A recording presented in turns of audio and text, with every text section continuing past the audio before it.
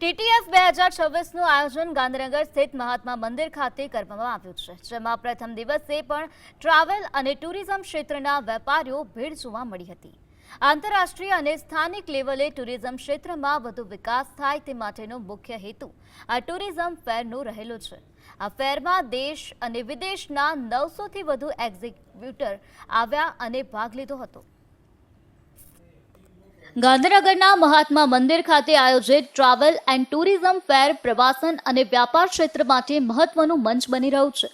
દેશના વિવિધ રાજ્યોમાંથી તેમજ અનેક પ્રતિષ્ઠિત ટ્રાવેલ, હોટેલ, હોસ્પિટાલિટી અને ટુરિઝમ ક્ષેત્ર સાથે જોડાયેલી કંપનીઓના પ્રતિનિધિઓ મોટી સંખ્યામાં અહીં ઉપસ્થિત રહ્યા છે। टूरिज़्म में गुजरात के लेवल से तो बहुत अच्छी सी प्रगति हो रही है और मैं नेशनल सेक्रेटरी के हिसाब से ये बता सकता हूँ कि देश भर में अभी टूरिज़्म का माहौल अच्छा चल रहा है और लोग भी घूमना शुरू हो गए हैं और we hope everything goes on very well. और टीटीएफ अहमदाबाद जो शो हो रहा है, जो इंडिया का सबसे बड़ा ट्रैवल शो कंसीडर किया जाता है डोमेस्टिक टूरिज़्म और आउटबाउंड टूरिज़्म के लिए, और यहाँ पे पूरे इंडिया से हर साल 30-35,000 लोग आते हैं ये शो को पार्टिसिपेट करने के लिए। करीबन 900,000 एग्जिबिटर्स होते हैं जो यहाँ पे अपनी प्रोडक्ट्स पूरे वर्ल्ड को शोकेस करते हैं। ટ્રાવેલ એન્ડ ટુરિઝમ ફેરમાં ઉત્તરાખંડ રાજ્યએ પણ ભાગ લીધો।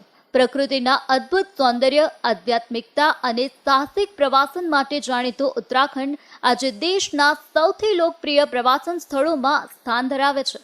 હિમાલયની ગોદમાં વસેલું આ રાજ્ય હરિદ્વાર, ઋષિકેશ, કેદારનાથ, બદ્રીનાથ, નૈનીતાલ, મસૂરી અને औली જેવા આકર્ષક સ્થળો માટે વિશ્વભરમાં પ્રસિદ્ધ છે। बड़ा अच्छा आयोजन है, इसमें लोग अपने अपने प्रोडक्ट्स को रख रहे हैं।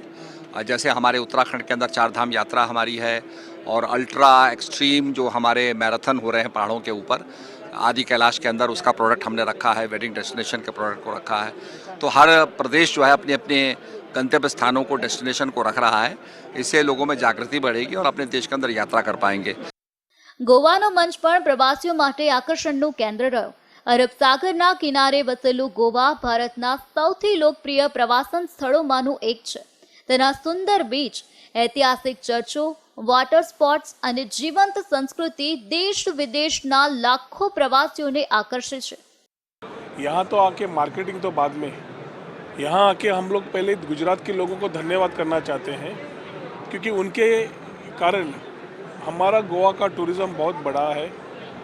Last year we have a record of about 6 lakh tourist from Gujarat. नहीं, अच्छा है, बढ़िया। हम तो पिछले 4 साल से रेगुलर हम पार्टिसिपेट कर रहे हैं और बहुत अच्छा लग रहा है यहाँ पे, और बहुत अच्छे बायर मिलते हैं हमें गुजरात के, और बहुत अच्छा बिजनेस आता है। बहुत सारे लोग रिपीटेड हैं जो मतलब आ रहे हैं हमसे मिलने, और कुछ मतलब उनका जो है कुछ पैकेज है वो चल रहा है, उसके बारे में डिस्कस कर रहे हैं।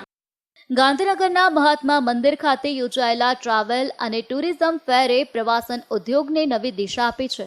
દેશના વિવિધ રાજ્યો અને ખાનગી કંપનીઓએ પોતાના પ્રવાસન પેકેજ અને સેવાઓનું પ્રદર્શન કર્યું।